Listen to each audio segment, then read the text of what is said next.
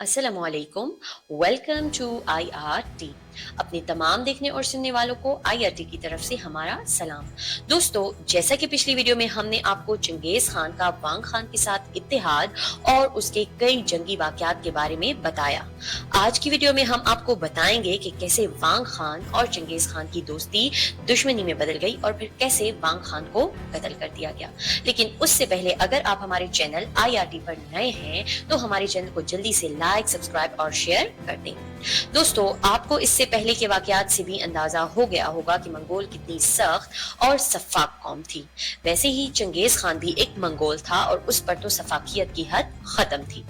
उसको काफी कबाइल के सरदारान बहुत सराहते थे उसकी इस खूबी पर, क्योंकि मंगोलों में जो शख्स जितना बेदर्द, जितना बेरहम होता था, वो उनमें बहादुर माना जाता था।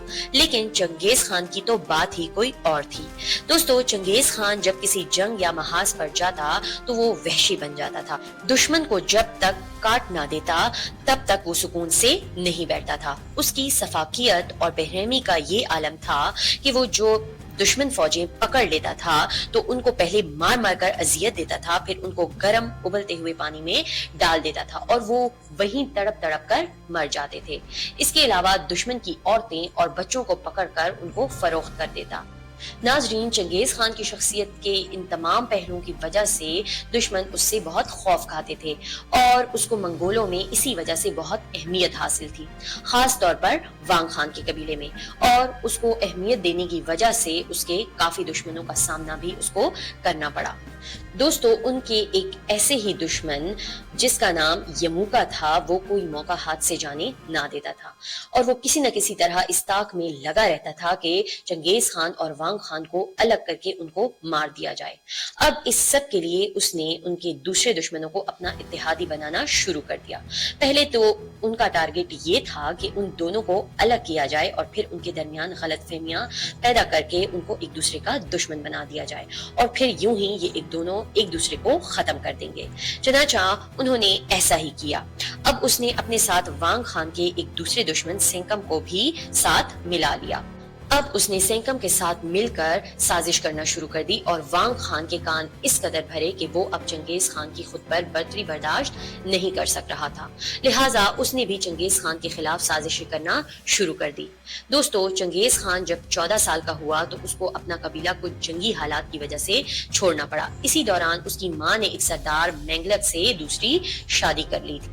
दोस्तों, वांग खान ने मेंगलक को एक खत लिखा जिसमें उसने मेंगलक खान को चंगेज खान की बहादुरी की कुछ दास्तानें सुनाई और उसको ये भी कहा कि अगर ऐसा ही चलता रहा तो चंगेज खान एक दिन एक बहुत बड़ा खान बनकर उभरेगा। लिहाजा कुछ ऐसा करो कि तुम उसको मार दो ताकि तुम ही उसकी जगह पर दुनिया पर राज करो। चंगेज खान की बजाय तुम मंगोलों के एक बहुत बड़े सरदार बन जाओ। दोस्तों, वांग खान ने मेंगलक को ये सब इसलिए लिखा क्योंकि वो ये समझ रहा था कि मेंगलक चंगेज खान का सौतेला बाप है तो वो इसकी तदबीर पर गौर जरूर करेगा। लेकिन मेंगलक ने वांग खान की चाल उसी पर उलट दी। मेंगलक ने चंगेज खान को एक खत लिखा जिसमें ये तमाम वाकया बयान किया और साथ ही साथ उसको अपने दुश्मन से होशियार रहने की भी तजवीज दी।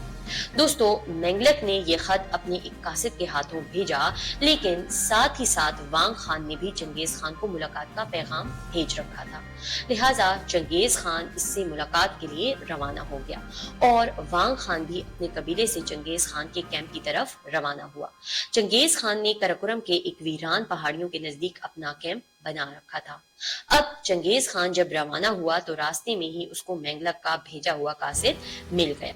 उसने देखा कि उसके सुतेले बाप ने उसके लिए पैगाम भिजवाया है तो वो वापस अपने कैंप चला गया और अपने सिपाहियों को वांग खान की तरफ भेज दिया। दोस्तों, जब उसके सिपाही वांग खान से मुलाकात के लिए मुकर्रर जगह पर पहुंचे और उसको बताया कि चंगेज खान ने आने से इनकार कर दिया है तो वो अब समझ गया कि उसकी चाल चंगेज खान पर बेनकाब हो चुकी है। तो अब वो किसी भी सूरत में चंगेज खान को खत्म कर देना चाहता था, क्योंकि अगर वो चंगेज खान को छोड़ देगा तो चंगेज खान ने ही भी उसके कबीले को आग लगा देनी है। दूसरी तरफ चंगेज खान को जब वांग खान के इरादों का इल्म हुआ तो उसको शदीद गुस्सा भी था और उसे दुख भी हुआ कि उसने हमेशा उसका हर जगह साथ दिया, ہمیشہ اس کا وفادار رہا، لیکن پھر بھی اس کے ساتھ وہ یہ سب کرنا چاہتا تھا۔ خیر چنگیز خان بھی اب تدبیر کرنے لگا کہ کس طرح وانگ خان کی سازشوں کو اس پر الٹا دیا جائے۔ وانگ خان نے یہ سازش کی کہ اب اپنی تمام مسلح افواج اس کی طرف بھیجے گا اور رات کے اندھیرے میں اس کے کیمپ کو گھیر کر ان پر وار کر دیں گے، یوں ان کو خود کو بچانے کا موقع نہیں مل سکے گا اور اس طرح سے چنگیز خان اور اس کے بہادر سپاہیوں کو مار دے گا۔ دوستو وانگ خان کی اس سازش کے بارے میں اسی کے قبیلے کے 2 سپاہیوں نے چنگیز خان کو بتا دیا، کیونکہ وہ چنگیز خان کے جاسوس تھے۔ چنگیز خان کو جب یہ علم ہوا کہ وانگ خان کے ارادے تو حملہ کرنے کے ہیں، تو اس نے فوراً اپنی تدبیر پر عمل درآمد شروع کر دیا۔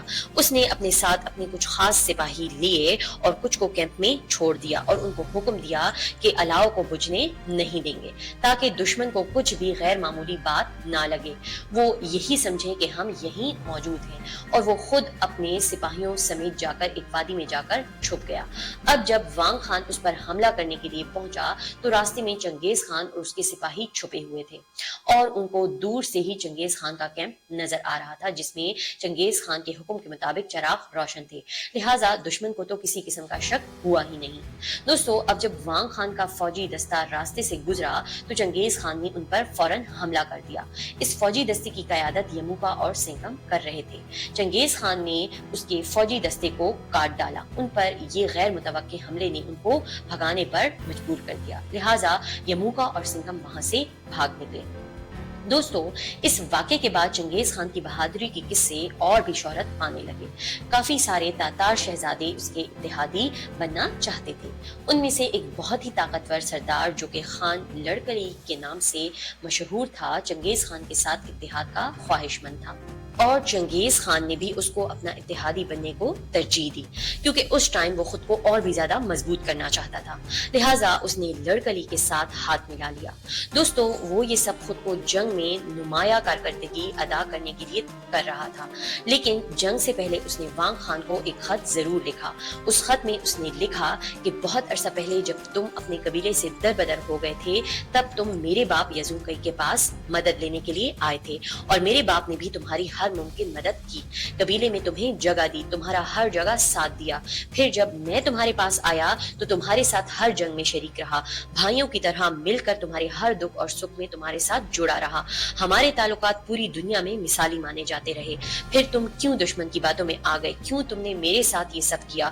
دوستو اس سب کے برعکس جب وانگ خان نے یہ خط پڑھا تو ایک بار اس کی ضمیر نے اس کو جھنجھوڑا، مگر وہ کہتے ہیں نا کہ جب عقل پر پردے پڑ جائیں تب انسان کو اپنا نفع نقصان کچھ سمجھ نہیں آتا، لہٰذا عقل سے پیدل وانگ خان نے وہ خط یموکا اور سنگم کو دکھایا اور ان سے مشورہ مانگا۔ وہ دونوں تو ویسے ہی چنگیز خان کے دشمن تھے، لہٰذا انہوں نے وانگ خان کو مزید بھڑکایا اور جنگ کے لیے اکسانے کی کوشش کی کہ کسی بھی طرح چنگیز خان کو ختم کر دینا چاہیے اور سلطنت اور تخت خود حاصل کرنا چاہیے۔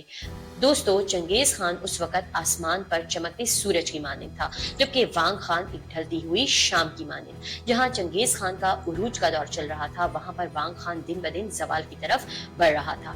اس وجہ سے وانگ خان کو اب ایک بادشاہ کی حیثیت سے کوئی نہیں دیکھنا چاہتا تھا، کیونکہ اس کی طاقت اور اقتدار روز بروز کم ہوتے جا رہے تھے، لہٰذا اس وقت چنگیز خان کی طاقت اس وجہ سے اس کے اتحادیوں میں اضافہ ہونے لگا۔ یہ سب بھی سوچ کر وانگ خان سے برداشت نہ ہو سکا، وہ اب کسی بھی طرح چنگیز خان کو ختم کر دینے کے در پر تھا، کیونکہ اقتدار کا نشہ سر توڑ منہ زور بول رہا تھا۔ دوستو حالات و واقعات کو دیکھ کر چنگیز خان نے اپنے اتحادیوں کو اکٹھا کیا اور جنگ کی منصوبہ بندی شروع کر دی۔ دوستو اس سب کے بعد جس جنگ کے دونوں فریق انتظار میں تھے وہ شروع ہوئی۔ دونوں فریقوں کے سپاہی آمنے سامنے ہوئے، ایک خونخوار جنگ شروع ہوئی اور ہمیشہ کی طرح فتح چنگیز خان کو ہوئی۔ وانگ خان نے جب یہ منظر دیکھے تو وہ میدان سے بھاگ نکلا اور جا کر کسی بھی طرح نیمن نامی ایک سردار کے قبیلے میں پناہ طلب کی۔ دوستو نیمن بھی چنگیز خان کے اتحادیوں میں سے ایک سردار تھا اور وہ چنگیز خان کی شفقت اور بہادری کہ वैसे भी चर्चे सुन चुका था, लिहाजा उसने वांग खान को पनाह तो दे दी मगर चंगेज खान को उसकी मुखबरी भी कर दी। फिर एक तयशुदा मंसूबे के तहत चंगेज खान ने वांग खान को एक मुकर्रर जगह पर बुलाकर उसका वहीं कत्ल कर दिया और उसे वहीं ढेर किया, और यूं हमेशा के लिए वांग खान की कहानी खत्म हो गई। दोस्तों आज के लिए इतना ही। अगली वीडियो में हम आपको चंगेज खान के एक दूसरे दुश्मन टेंगिस खान के कुछ हकाइक बताएंगे और उससे जंग के हालात व वाक़यात भी बयान करेंगे। दोस्तों हमें कमेंट बॉक्स में अपनी फीडबैक से जरूर आगाह कीजिए। इंशाल्लाह अगली वीडियो में दोबारा हाजिर होंगे, तब तक के लिए अपना बहुत सारा ख्याल रखिएगा। अल्लाह हाफिज।